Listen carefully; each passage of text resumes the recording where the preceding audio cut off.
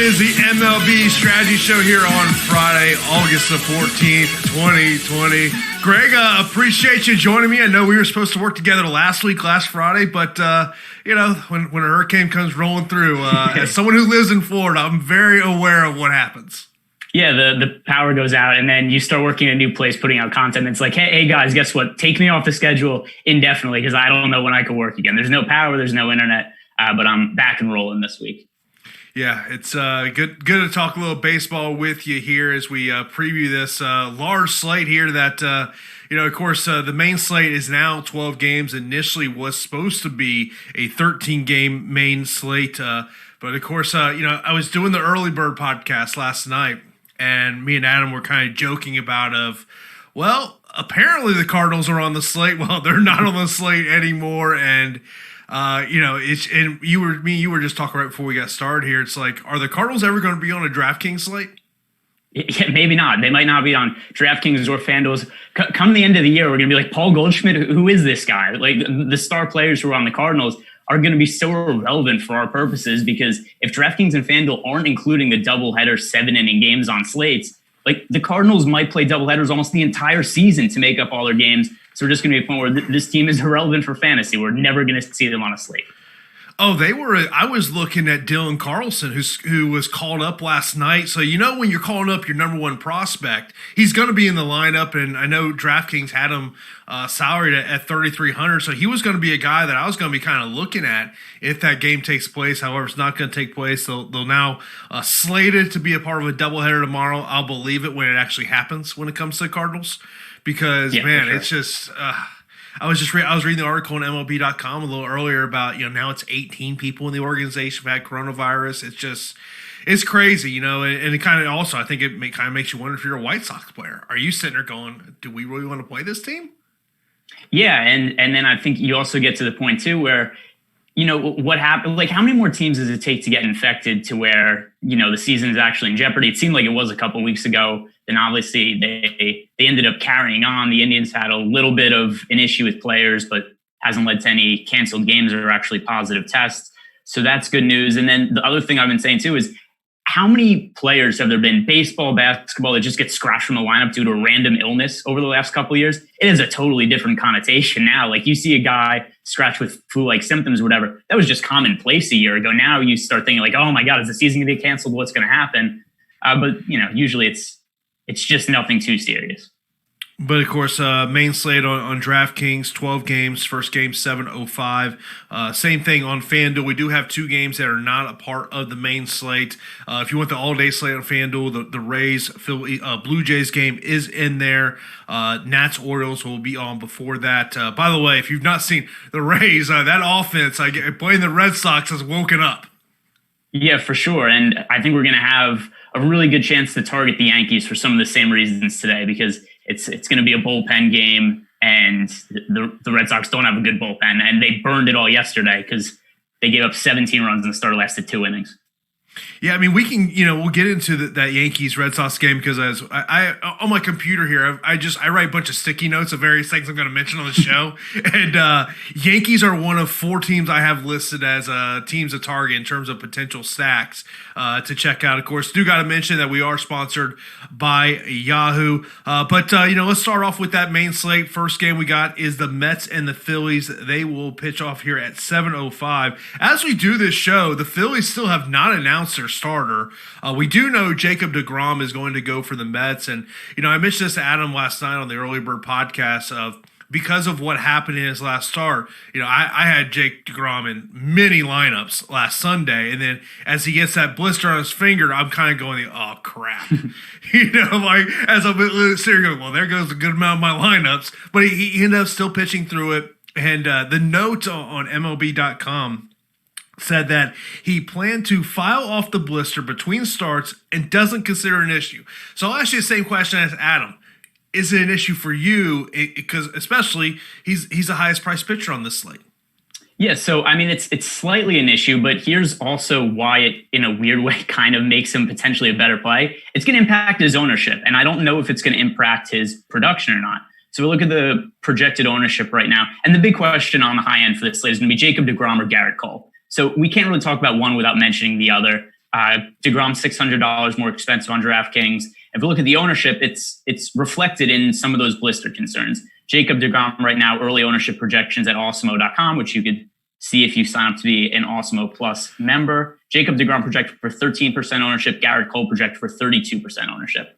Now, there was, 10 days ago or so, these two both started on the same day. It was a really similar ownership split where Garrett Cole was way chalkier. He was going up against the Orioles. DeGrom was going up against the Braves, if I remember correctly. DeGrom scored about 30 fantasy points that day. Cole scored 20 fantasy points.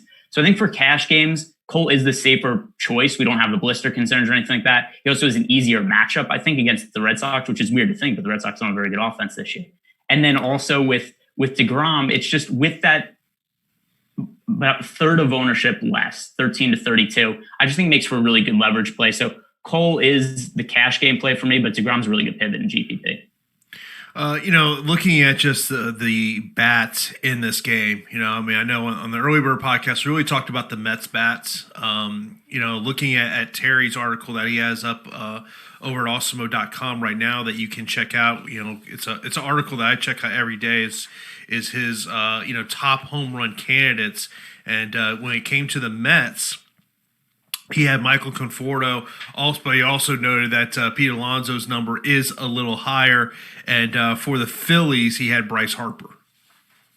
Yeah, so the Phillies, it's a 13-game or 12-game slate now going up against Jacob DeGrom. I don't think there's a need to target him. There's plenty of good spots. I'm not going to target the aces. I'm going to go to one of the teams that are more favorable spots because there's so much of them. And the other thing, too, is there's not even real leverage there because DeGrom doesn't project to be all that highly owned. So to me, no real need to target the Phillies offense. On the Mets side of the game, like Brandon Nimmo's cheap, Michael Conforto, you mentioned him, he's cheap. Here's the issue, though. As of now, as we're looking at it early in the day, we don't know who's starting for the Phillies. There's no line for this game. So I like to say that they're good plays, but I don't know, is a lefty going to be on the mound for the Phillies? Is it going to be a righty? Is it a bullpen game? We just don't know. So that's something we need a little bit more info on is what's the line going to be for this game? Who's starting for the Phillies? And it's just the situation's a little hard to make a determination about this early in the day. Yeah, it's like I can't sit here and go, hey, Greg, who's your favorite Mets bat in this game? Because you don't know who's throwing the ball. Yeah. So that makes it really tough. One thing you did mention, Pete Alonso. If it does end up being a lefty on the mound for the Phillies, after a really poor start to the year for Alonso, he started to make more hard contact over the last few games. So if there's a lefty on the hill, Pete Alonso crushes left-handed pitching, and then this is also a game in Philadelphia, so it's a nice little power upgrade for him. So I think there's a chance where you could get Alonso with maybe less ownership than he typically would have against a left-handed pitcher in the past. But once again, we just need a little bit more information there. Of course, you mentioned about the Yankees and Garrett Cole. Of course, 3-0 in the year, 3.22 ERA, 26 Ks. The number 2 pitcher on this slate, and I know the Red Sox saw the note earlier today. They're going with the openers here, and to me, the first thing I have written down here on one of my many sticky notes on the computer is Yankee stack.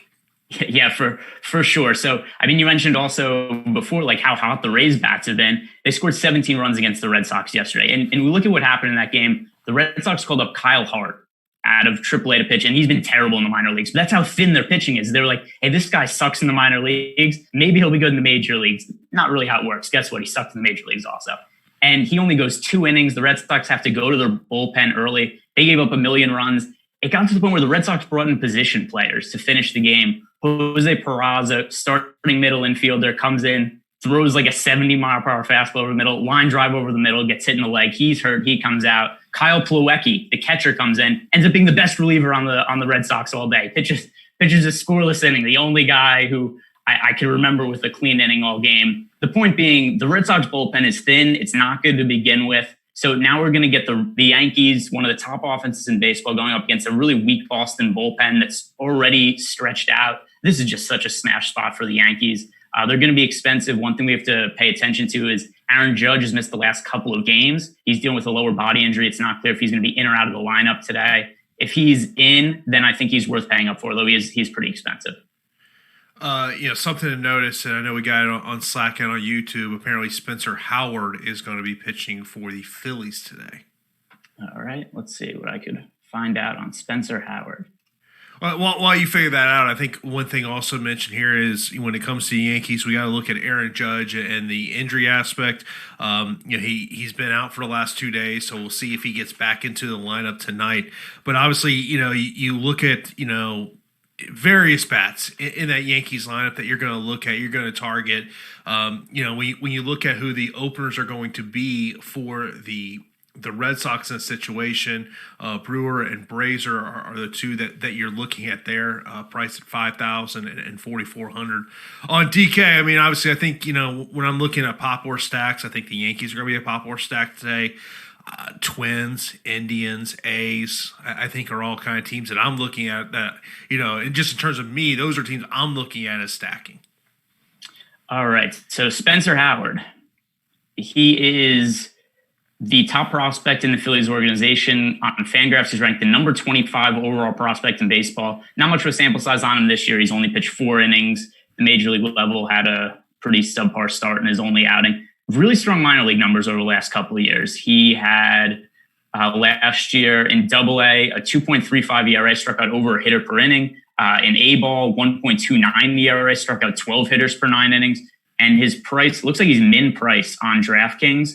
So let's see what that looks like in terms of pitch count. They say that he's not going to have any kind of pitch count at 4,000. You don't have to do all that much to, pay off that price tag and be a decent salary saving option. I doubt he's going to be all that popular, but just as a highly regarded prospect with that cheap of a price. And when we have bats like the Yankees, there's a game at Coors Field, there's Garrett Cole on the slate. That seems to be a pretty reasonable spot to get exposure to and save some salary, assuming it's not something where he's opening or he's only going to throw 50 pitches or something like that. Obviously the crazy stat with Garrett Cole, he's gone, 26 consecutive starts without a loss. Obviously that doesn't necessarily mean a ton for DFS, but it is a crazy note. It's the 5th longest in MLB history. But in terms of the Red Sox bats, is there anything that you believe, people should be looking at? Yeah, I think they should be looking at not rostering him against Garrett Cole.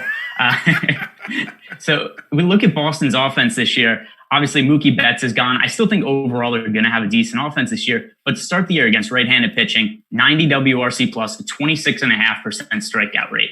So this is a really favorable matchup for Garrett Cole, 11,000, which seems pricey, except in the past, he's been a guy who's been priced over 13,000. We've seen typically at the beginning of seasons where the top starting pitchers are a little cheaper than they usually are. So Garrett Cole is definitely, for me, the overall top pitcher for cash games. For GPPs, I like him a lot too. I think it makes sense to make some lineups where you pivot to DeGrom. But I like Garrett Cole overall as my favorite starting pitcher on slate.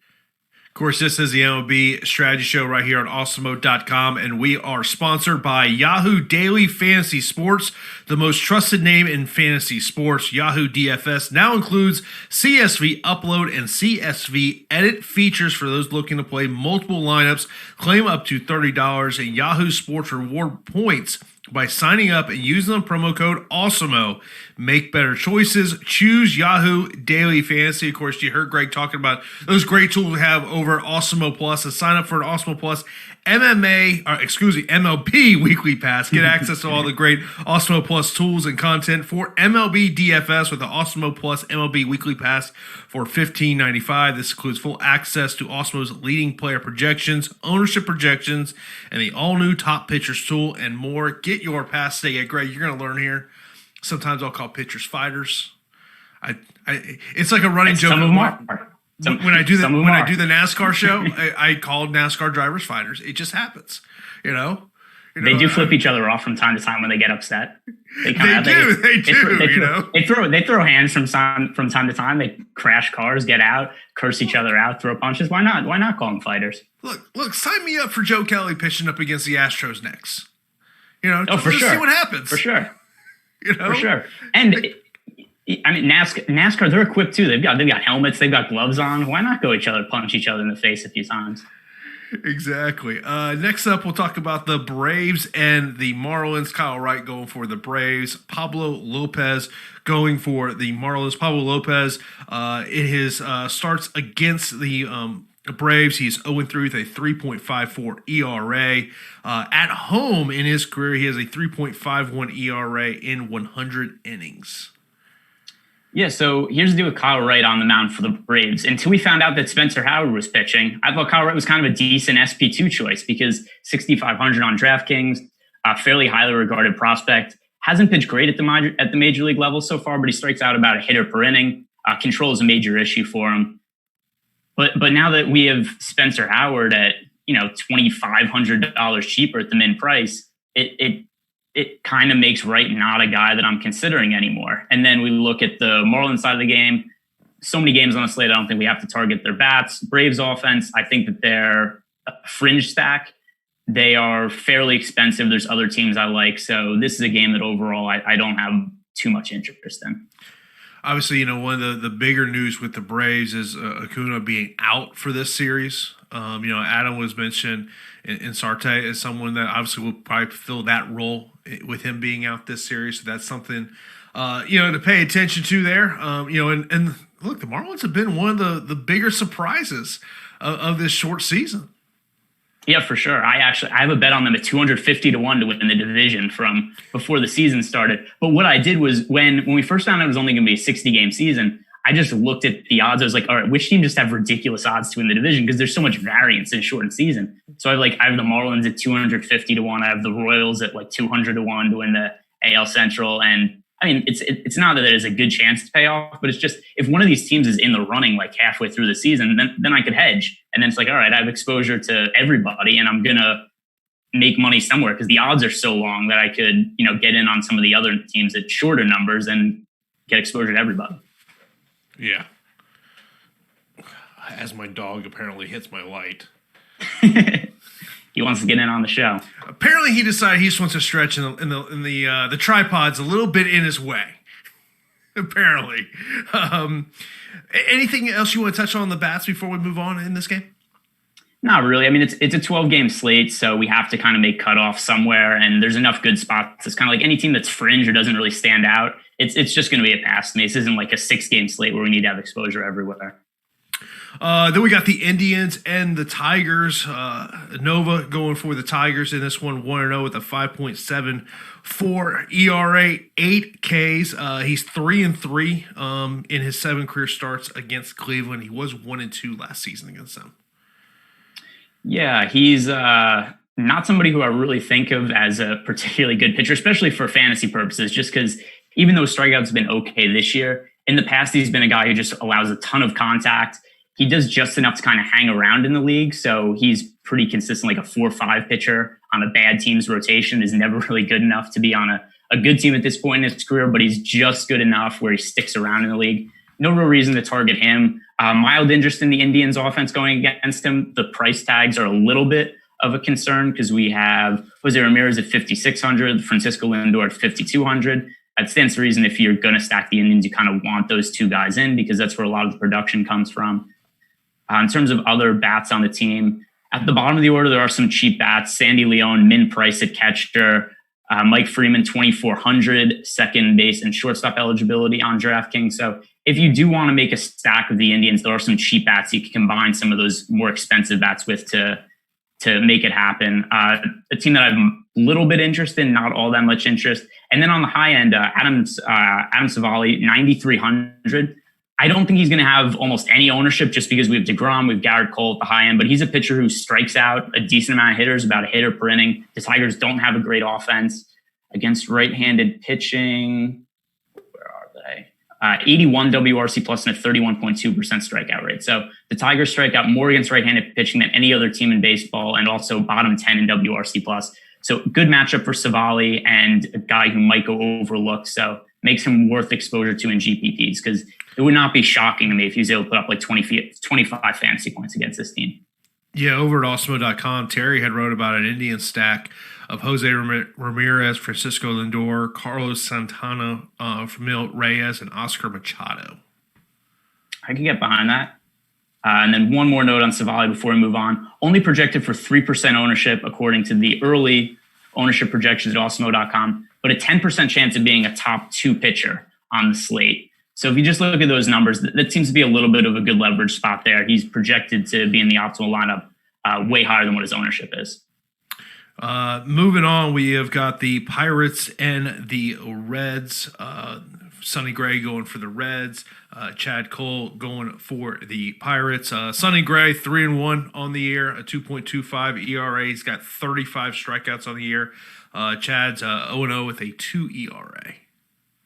Yeah, and so Sonny Gray going for the Reds today. How many people's lineups were run by Anthony Desclafini yesterday, who is, I think, the highest owned pitcher on the slate yesterday, and finished like negative 18 DraftKings points yesterday. He got absolutely destroyed by a terrible Pirates offense. So maybe that'll scare people off of Sonny Gray a little bit. In terms of the slate, he's not all that high of a priority play for me. Projected to be fairly popular, though, 24% ownership projection. So actually a decent amount higher than Jacob deGrom. At that kind of ownership, it's hard for me to really get behind Sonny Gray. It is a favorable matchup. There is a little bit of rain in the forecast, so that's a potential issue to pay attention to. So Sonny Gray, okay option. If you had him in your lineup, I wouldn't say to take him out, but I would rather go to Garrett Cole. I would rather go to Savali. I would rather go to deGrom. So Gray's a little bit lower on the pecking order for me. Is there some Reds bats that you like in this spot? I always have a little bit of exposure to Akiyama against right-handed pitching because he leads off and he's always cheap. He's at 3,000. So in terms of a value play, I think he makes a lot of sense. Jesse Winker hitting 5th in the lineup. He's at 3,600. So any of those lefty bats, because Chad Kuhl has always really struggled against left-handed batters. There's a few cheap ones in the Reds lineup. They make sense as plugins. Anything on the Pirate side? No, I just hope they don't score a million runs like they did yesterday when I don't really have exposure to them. The look on your face said everything. that's yeah, no interest. Story. No interest. No interest. It's one of those things too, because it's at least on a 13-game slate. Like if a team has a decent night and you don't have exposure to them, no big deal. But when it's a 6-game slate, and it's like, oh no, they have 9 runs through 2 innings against the highest owned pitcher on the slate. It's like this isn't going to go well. Then we got the Royals and the Twins. Junis going for the Royals. Jake Odorizzi going for the Twins. You know, one of the things that me and Adam had talked on the Early Bird podcast about Jake Odorizzi is just a more of obviously coming back from the injury. Did have the start of just kind of could there be a concern of do they stretch him out? That can he go 75, 80, maybe even 90 pitches? I mean, I think that's something we had talked about. But obviously, the Twins are going to be a team that people are going to look at stacking here. Yeah, for sure. As for Odorizzi, if he was cheaper with the pitch count concerns, I'd be like, hey, maybe I'd take a chance on him because he's been good in the past. But first start this year, only threw 71 pitches, didn't look all that great. So at 9,400, even in a plus matchup against the Royals, I will be scratching him out of my player pool. As for Jake Junis, he was a guy who we used to think of as a reverse splits pitcher where it was like, hey, he's kind of decent against lefties, but righties hit him hard. Everybody hits him hard now. So Jake Junis, you could roster lefties against him. You could roster righties against him. 4.0 ERA in his first couple starts of the season, but a 6.42 FIP, 5.66 xFIP. He's a guy who gives up a lot of fly balls. A lot of them go over the wall for homers. He's only striking out 4 hitters per 9 innings this year. So there's a lot of balls being hit in play. There's a lot of balls being put in play hard. Long-term, that's not a good strategy for pitching. And I think that the Twins, with one of the best offenses in baseball, have a really good chance of getting to him and putting a big number on the board. Yeah, 5.2 implied runs in this spot. And, I mean, I guess with the Twins, it's like just pick your poison. How many Twins do you want to put in your lineup? Yeah, I would be fine with a 5-man Twin stack. If I'm looking at overall some of the offense on the slate, I have them behind the Red Sox. I mean, I have them, not the Red Sox. I have them behind the Yankees playing against the Red Sox. I have them behind the Rangers. But the Twins are probably third for me in terms of just offense that I would want to have exposure to. The other thing, too, is even though they have a really high implied run total, they have a really favorable matchup, not all that expensive. Like Nelson Cruz is 5,300, but beyond that, we've got Marvin Gonzalez, 3,800 on DraftKings, Jorge Polanco hitting second, 4,200. Moving down the lineup, Byron Buxton, who I think has potential to be a fantasy superstar and is off to a pretty strong start this year. He's got speed. He could hit home runs. He's at 3,500. Even though he's hitting 9th, I don't mind him. I think he's a good upside play. And just because of where he hits in the order, he's been somebody pretty consistently coming in at like 1-2% ownership. And some of those slates where the Twins have been really chalky, Byron Buxton at cheap prices had some big games and he's really differentiated some of those stacks. Be sure to hit that thumbs up button right here on YouTube. That does help us out a lot. Let's get those likes up as we go through this slate. In our Slack channel, someone had mentioned about the projections being really high on Jake Odorizzi. In terms of that one, I know you kind of mentioned this. It's the price point. I think that kind of concerns me. It's the price point and it's the number of pitches. So this could also be something that, as more news comes out, the projections update a little bit, where we just don't really know what the pitch count's going to be at this point in time. But maybe they say like, hey, he's capped at 80 pitches. Then that projection goes down. The other thing too, like you mentioned, totally, it's the 9,400 price tag. Like we have Frankie Montas, we'll talk about in a little bit. He's 8,400. Garrett Cole and Jacob deGrom are on the slate. Savali, 9,300. There's just a lot of pitchers in that price range that I prefer. So when there's this many games on a slate, there's just too many other options that I like more than him for me to even think about putting him in a lineup. Oh yeah, I like Frankie Montas. Oh yeah, in San Francisco, yeah, that is definitely going to be something. We'll talk about him as we go on here. But next up, we got the Brewers and the Cubs. Brandon Woodruff going for the Brew Crew, and the Cubbies have Tyler Chatwood on the mound. Another uber chalk play who bombed terribly in his last start, which was weird too, because Tyler Chatwood, his last start, he was something like 9,600. Tyler Chatwood's been terrible for years, but he has a couple good starts to open the season. Everybody's like, oh, maybe Tyler Chatwood's good now. Maybe the last two starts mean more than the last 4 years of his starts. So let's get exposure to him. And then he ended up being like 35% owned and just totally sucked. And I generally think that's going to be the case with him going forward. His walks are a little bit down this year, which is promising, but still, I don't think he's a good pitcher. There's too much data on him struggling with walks and not performing well. If we look at the Brewers side of the game, who I still think that people are going to look at Tyler Chatwood and not want to stack him. I don't think people are going to roster him after what he did yesterday, but I think his first couple starts will be enough for people to not want to stack against him. So the Brewers contrarian stack that I like, Christian Yelich only 4,800. That's an egregiously cheap price for Yelich, who's hit the ball better after a slow start to the season. Then beyond that, we got Hiura at 4,400. Everybody else is cheap. Ryan Braun, 3,800. Justin Smoke, 3,400. Eric Sogard, 4,000 leading off. Obviously, Al Garcia, 3,600 to batting and cleanup. There's a lot of cheap bats in there against a pitcher who just might be really bad. Yeah, literally, that was going to be my question. I was going to go, okay, outside Yelich, who do you like on the Brewers? Yeah, for everybody, really, because the pricing is so favorable. Let me look at the projected ownership here in the early going. Milwaukee's only projected for 3% ownership as a stack. So right now, looking at the outlook of the slate, like we have the Yankees are going to be chalky. Texas is going to be super chalky. If I want to find a contrarian team that I think has massive upside on the slate, it's the Brewers. Because Tyler Chatwood's numbers, I'm going to bring them up for the last couple of years. They've been fine this year. But it's only been 3 starts, and he was terrible last outing.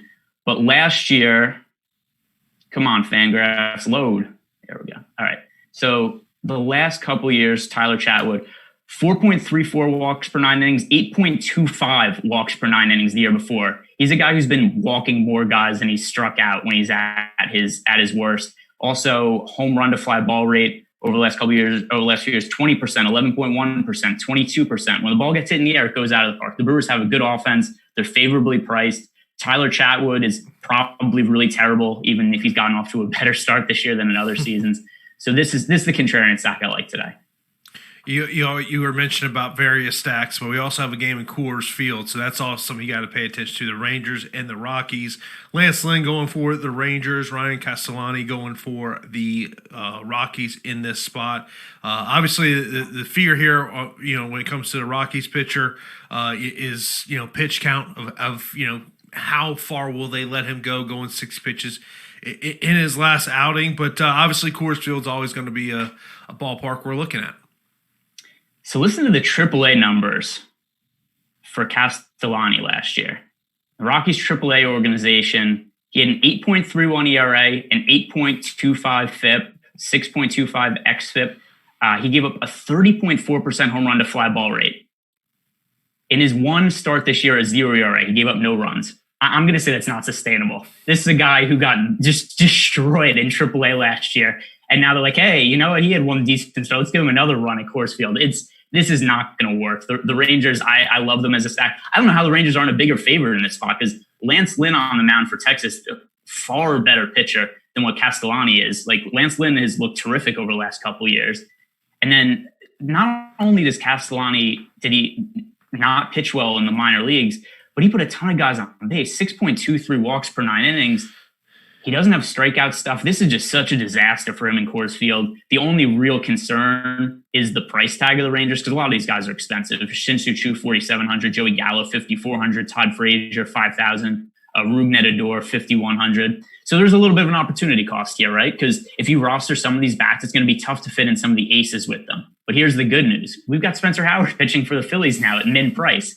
So now I obviously haven't built lineups with the news that we kind of got just as we were starting the show.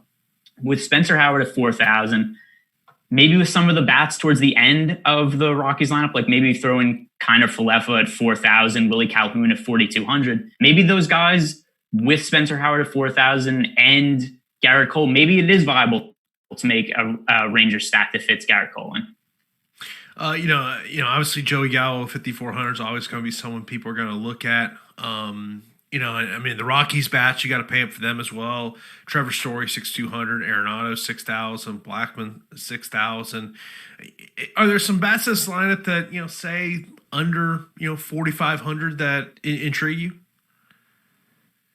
I don't even know if there's a single bat in the lineup that's under 4,500. Let's see. Oh, so we've got Tapia 4,100, Walters 35. Everybody else is uber expensive on the Rockies. In the middle of the bats, Trevor Story 6,000, Arenado 6,000, Blackman 6,000. Those are terrible price tags against Lance Lynn, who's a really good pitcher. So to me, the Rockies are not a team I'm really looking to roster. I think the Rangers should be a bigger favorite in this spot than they are. I definitely just strongly prefer the Rangers side of the game. The Rockies are probably not going to be my player pool. Do you like an Astros stacks against the Mariners? You know what's funny about Houston? I brought this up the other day, too, when I was talking to you, Matt. When you think of the Astros now, what's the first thing that comes to mind? It's obviously a cheating scandal. Very first thing. It's the cheating. But you know what? They still have a good offense, and that's reflected in the ownership. People are so anti-Astros. They just don't like the Astros. This is a team that over the last couple of years fairly regularly has been one of the most popular, one of the chalkiest teams on slates. It doesn't happen anymore. People don't want to put Astros in their lineup. I think people would rather lose money than win money with the Astros at this point. There's that much bias against Houston. So this is a decent spot for them. They're projected for 3% ownership. And this is fairly standard for them. They're one of the lower owned teams on every slate. And I just think it's biased because people hate the Astros. So look at Houston against Yusuke Kikuchi, who's not gotten off to a good start in the major leagues. He was good in Japan. Numbers haven't translated to the major league level, which we've seen a bunch so far. It's kind of been a crapshoot when some of the pitchers from Japan come over to the U.S. Some of them look great, and some of them don't. And Kikuchi seems to be the latter. He seems to be one of the ones who is not going to look great. So look at the Astros. This is a team, along with the Brewers, that I like as a contrarian stack. They are a little bit expensive, but still there's guys in there. Yuli Gurriel, 4,600. Carlos Correa, 4,500. Michael Brantley, who could hit left-handed pitching, and Kikuchi can't get out major league hitters anyway, so it doesn't matter if it's lefty or righty going against him. He can't get any of them out. Brantley's at 4,500. There's viable bats in that lineup. As long as there's this amount of bias against the Houston Astros, like they have more upside than what their ownership implies. Dave in Slack goes, no one wants to roster a cheating team. Exactly. But that's the thing is I kind of thought that in the offseason too, where I'm like, crap, the Astros, they always have a good offense. Like I don't want to win money with the Astros. But then as I started looking at ownership projections as the year start, it's like nobody wants to roster the Astros, and that makes me want to roster them more now. So it's a weird situation. I know nobody wants to roster them, but it kind of creates a little bit of leverage there. Well, I mean, let's speak about some of those Astros bats. So we got, Bergman, 5,700, Altuve, 5,300, George Springer, 4,600, Brantley, 4,500, Correa, 4,500.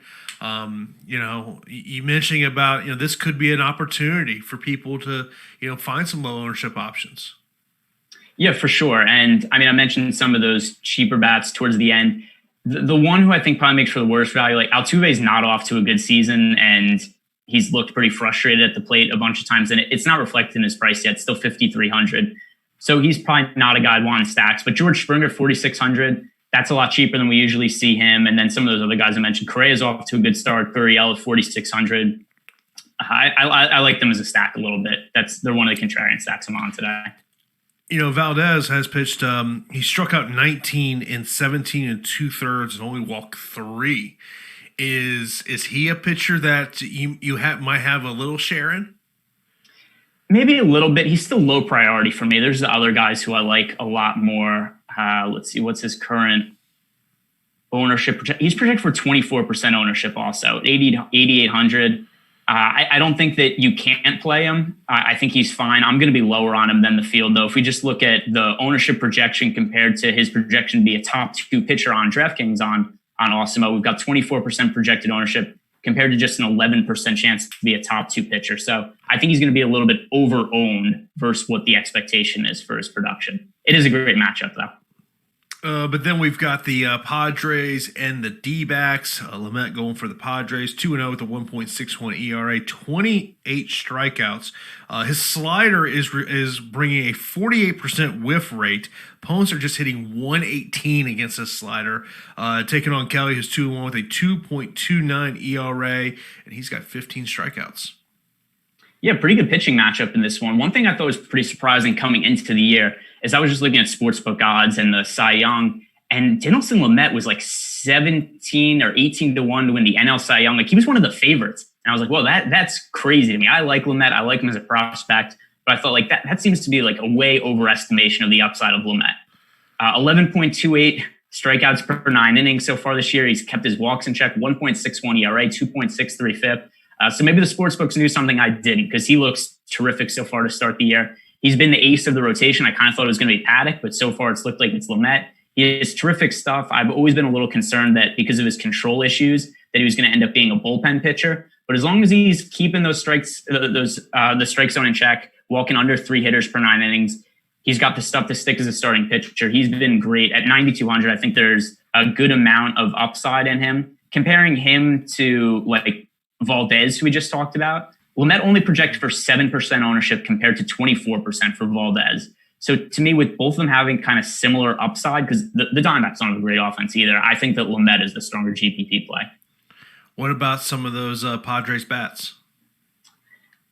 Yeah, so here's the deal against Kelly. Kelly's been pretty good this year. He's actually really expensive on DraftKings, 9,800. The Padres are also really expensive. One guy who I do like a little bit as a value play that I don't think people are going to be on, Eric Hosmer at 3,300. So look at how Hosmer started the year. He got off to a really hot start. He had like 6 RBI or something like that in the first game. I don't really read into RBI, but whatever. The thing is, he was hitting the ball hard. They have a good offense. If you get on base in a good offense, you're going to produce counting stats. But the thing about Hosmer is that the last couple of years, one of the reasons he's really struggled is because his launch rate has not been good. He's just been hitting the ball into the ground over and over again. He opened the season with a huge difference in his launch rate compared to other years. He's been hitting the ball in the air way more than he has in the past. And to me, I thought like, that's interesting. Maybe there's something to Hosmer's hot start. And then he got sick. He went on the DL. He had some kind of stomach issue. And then he came back and he just hasn't really done much since coming back. However, he hit a home run yesterday. So he was getting the ball in the air a little bit. And I'm kind of wondering at 3,300, is this a good buy low opportunity on Eric Hosmer versus what we saw at the beginning of the year, cheap price? Is he a guy who really made actual tangible changes to his swing to hit the ball in the air more that's going to make him more of a power hitter, make him more of a viable major league hitter? So at 3,300, I have a feeling that he might be good this year. He also might not be good, and it could have just been an aberration what we've seen so far. But I think there's a chance that he's good this year. And at 3,300, I'm willing to buy low on him in tournaments. Of course, this is the MLB Strategy Show, and we are sponsored by Yahoo Daily Fantasy Sports, the most trusted name in fantasy sports. Yahoo DFS now includes CSV upload and CSV edit features for those looking to play multiple lineups. Claim up to $30 in Yahoo Sports reward points by signing up and using the promo code Awesemo. Make better choices. Choose Yahoo Daily Fantasy. Also want to let you know about the fantasy football package we have over at Awesemo.com, as we are excited to bring you our inaugural season-long fantasy football and best ball draft kit.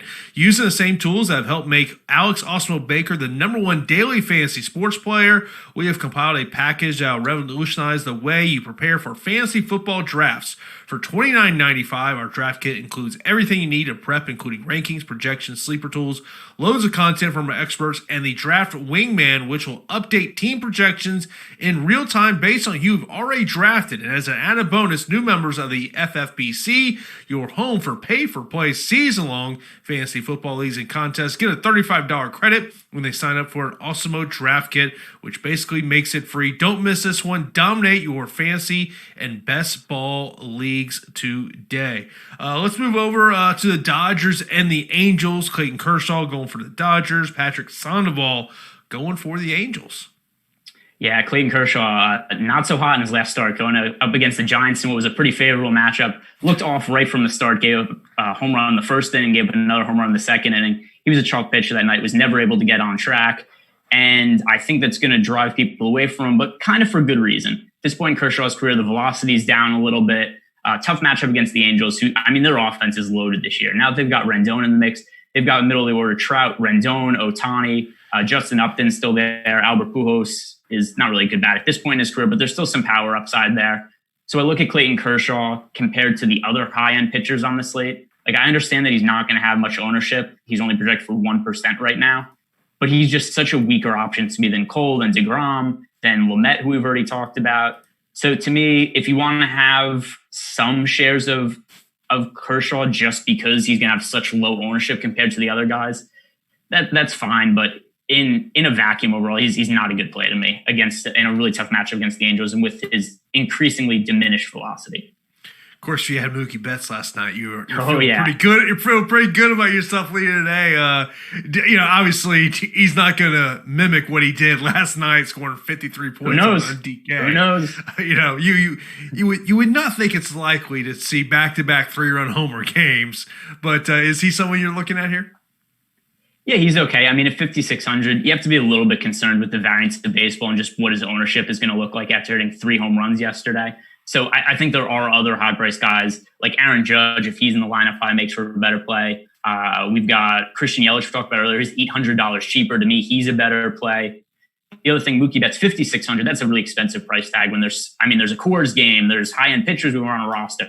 There's just other guys who are higher priorities for me than Betts. And to me, there's kind of an opportunity cost to playing him at the expense of some of those other expensive plays. And also just that, I mean, he's 5,600. The ownership's going to be inflated after he hit 3 home runs yesterday. He did tie the record for most 3 home run games in Major League history, only 27 years old. So you have to figure that's going to be his record by the time his career's over. But like you said, probably not all that likely he hits 3 home runs again today and tops 50 DraftKings points. If he does happen to do it, so be it. I'm screwed tonight if that's the case.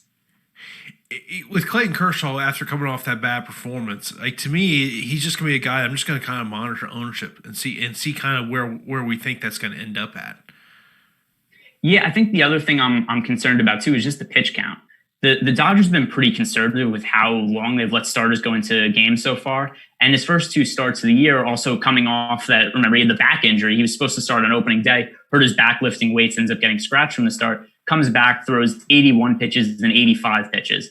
So to me, the other thing too is just what are the odds of him even hitting that ceiling he has if he only throws 85 pitches? And then you compare him to guys like DeGrom.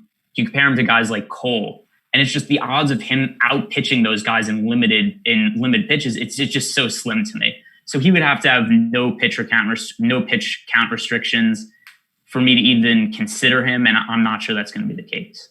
One of the Dodgers bats we had mentioned on the Early Bird podcast was A.J. Pollock. I have a love-hate relationship with A.J. Pollock, primarily because I've had him more times than not in season-long contests. He gets off to a great start, then he rounds third and he gets injured. So I have this love-hate relationship with him. But at 3,400, and if he's in the lineup here, to me, he's got, just because of the price point, someone to look at. Yeah, the other thing, too, is you look at A.J. Pollock during his career, and no matter healthy, hurt, whatever situation's been, the one thing he's always done is hit left-handed pitching. So we look at Sandoval on the mound for the Angels, pretty mediocre, just a mid-left-handed pitcher. A.J. Pollock, who's been hitting the middle of the order against lefties at 3,400. At least as a one-off, I think he does make a ton of sense as a value back, because it's way too cheap of a price tag for somebody who hits lefties as well as he does. Yeah. Final game, we mentioned about this one a little earlier with the Athletics and the Giants. Frankie Montas going for the A's and Johnny Cuedo going for the Giants. Frankie Montas is, right when I saw that price point, I was like, okay, that's got me interested. And that's been the case for them all season. What does this guy have to do to get more expensive? Like, what does he have to do to get some love from the pricing algorithms? Because Frankie Montas, just ridiculous stuff. Fastball like a touch 100 miles per hour, strikes out about a hitter per inning, 1.57 ERA, 2.47 FIP to open the season, and then a really plus matchup against the Giants, who are 91 WRC plus against right-handed pitching, 22.2% strikeout rate, so just middle of the road there. So favorable matchup. Also, Pitchers Park in San Francisco. They moved the center field wall in, so that's going to help bats a little bit. But still, I expect this to be a pretty favorable Pitchers Park because it's been, the number one Pitchers Park over the last few years in baseball. So look at Montas at 8,400. He should easily be over 10,000 to be in this matchup. The price is too cheap per dollar. He's the guy who I expect to be the best pitcher on the slate. And the other thing too, not all that much projected ownership, only 17% current projected ownership for Frankie Montas. So to me, he's my favorite pitcher on the slate. He's the guy I expect that I'm going to have my favorite pitcher below Garrett Cole that I expect to have the most ownership to. Yeah, when you look at his last two starts against the Mariners and the Astros, going 7 innings, and each of those only giving up 1 run, and that was against the Mariners. Against the Mariners, had 9 strikeouts, 5 strikeouts. Against the Astros, 28 points in his last one, 31 points in the previous one. I kind of feel like that's going to be someone people look at. Johnny Cuedo, 5,200. Is there any interest at all? No, and Johnny Cuedo, he's still really fun to watch. For as much as his skills have deteriorated, he doesn't get hitters out anymore. He's fun to watch with his weird, like trying to throw off hitters' timings on the mound. The thing is, that works when you have decent major league stuff, but it doesn't work when you have like an 89 mile per hour fastball. So 5.4 ERA, 5.48 FIP. The home run to fly ball rate's been pretty high over the last few years, even though he's pitching in San Francisco. He doesn't strike guys out anymore, walks a ton of guys. 4.42 walks per 9 innings this year, 5.06 walks per 9 innings last year. So Cueto, not a guy I have interest in. I think it makes a little bit of sense to get exposure to bats against him, although the A's, once again, not really a team that I'm that high on for stacking. There's other spots I prefer. Yeah, I know Terry had mentioned Matt Olson's is his favorite home run pick here today. He kind of mentioned in an article he had of maybe the A's could be a contrarian stack. But how much does the ballpark more concerning than anything else? Yeah, it does a little bit. That's something else that kind of has me not on the A's as much as I would otherwise. Let's see, what's the projected ownership? Projected for 2% ownership in terms of a stack. I mean, they're viable, but I'd rather go to Houston at low ownership. I'd rather go to Milwaukee at low ownership. So Oakland is not very high on the pecking order in terms of teams I'm considering. And it looks like Corey Brewer is going to get the start for the Red Sox. There's something to mention here in our final couple minutes here on the Strategy Show. If you want to pop in a question, whether it's on Slack or on YouTube, find it now. We'll get those questions. And, of course, Live Before Lock is today at 6 p.m. Eastern Time. I will be the host of that show. Is there anything we haven't discussed that was kind of on your mind? No, but I'll just do a roundup. We went through a lot of games, so let me just kind of sum up some of my thoughts on the pitchers and the offense on this in case people forgot or tuned in late or whatever. On the high end, I think that Garrett Cole is the best option at 11,000. Jacob deGrom's not a bad pivot, but I think that Cole overall for cash games and for GP is the guy that I want to have more exposure to. Then we get into that mid range. Frankie Montas, 8,400, Dinelson Lamet at 9,200. Those are both priority plays for me. And then we get all the way down to the cheap end. Spencer Howard at 4,000 is actually now up on the ownership projections, projected for a ton of ownership. He's projected for 37% ownership in the first run of ownership projections, which is very high, but still 4,000 for a cheaper who's highly regarded coming out of the minor leagues. I'm okay with it just because you don't have to do very much at 4,000 to be worth your price tag. Like he makes it through 4 innings and gives up 2 runs, strikes out 4 hitters, and bam, you've got 10, 11 DraftKings points, and you've had a good start for your salary. So it's hard to get away from him. Those are the pitchers that I'm really focusing in on. Yeah, I know we mentioned about the Yankee stack earlier. Definitely going to be making a note of Aaron Judd. Is he in the lineup tonight? In terms of, who are you going to look to put in there in terms of that? I'm trying to think of some other value. You mentioned about some value pitchers. You mentioned about, for the Phillies, but are there some other value pitchers that could see some low ownership? Let's see. What do we have here? I mean, there's going to be a lot of guys who see low ownership. The question is, who's worth rostering? The other thing that's kind of interesting about this slate is there's a lot more expensive pitchers than there are inexpensive pitchers, which is one of the other reasons that Howard's projecting for so much ownership. Is if you look at everybody else, there's a ton of guys that are 8,000 or above that are viable options. So if you had to roster a guy who isn't Howard to save salary with, I would say that it would probably be Kyle Wright from the Braves, just because of what should be a favorable matchup against the Marlins. But it's probably not a spot that I'm going to go to. I much prefer Howard. I'd rather make the space to go up to Montas or Lamet.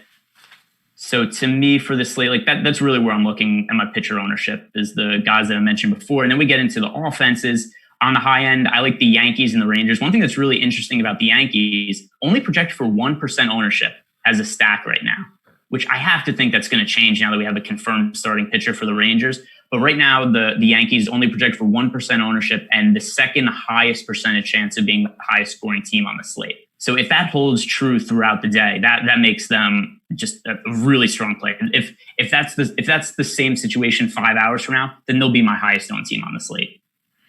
Yeah, I mean, you look at just, the Rays, how much they beat up the Red Sox over the past couple of days. And, I mean, how can you not look at the Yankees in this spot?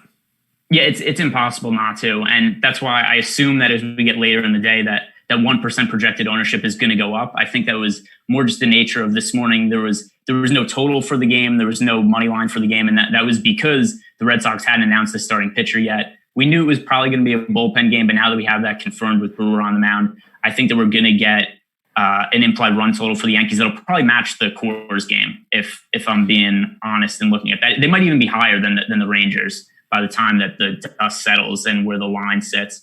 So I think they're going to actually end up being popular despite the early ownership projection. I'm still willing to be on them. Rangers also make sense on the high end. And the contrarian stacks that I pointed out that I liked were the Houston Astros, because nobody wants to roster them because they cheat. And then the Milwaukee Brewers going up against Tyler Chatwood, who has got off to a good start with a couple good outings. And I think it's smoke and mirrors. I don't buy into it. There's too much of a track record of him being terrible. So the Brewers, I think, make for a good under-the-radar team that people won't be on. So when we look at the top high-salary pitchers, the top 5 on this slate, so we got DeGrom, Cole, Kershaw, Kelly, Gray. Is Kershaw the one that concerns you the most? Probably. I mean, I guess it depends what we mean by concern. Like, to me, I'd rather roster Kershaw than Merrill Kelly, just because I think Kershaw's a way better pitcher than Merrill Kelly. And Kelly still has a really tough matchup against the Padres. The Padres offense is terrific. They have a bunch of young players. I think they're going to be great this year and going forward. So I'd rather roster Kershaw than Kelly, but there's still concerns about Kershaw. What's the pitch count going to be? What's he going to look like going forward? He's already hurt his back. That's an old man injury. And the velocity's going down. So there's a lot of red flags there with Kershaw. So I have some concerns with him, but I'd roster Kershaw way before I roster Merrill Kelly. So in terms of 6K bats on DraftKings, we got 4 of them. 3 of them are Rockies, and the other one being Aaron Judge. Obviously, you always got to pay up for Rockies in Coors Field, but do you look at Aaron Judge as a guy you really look to if he's in the lineup? Oh, for sure.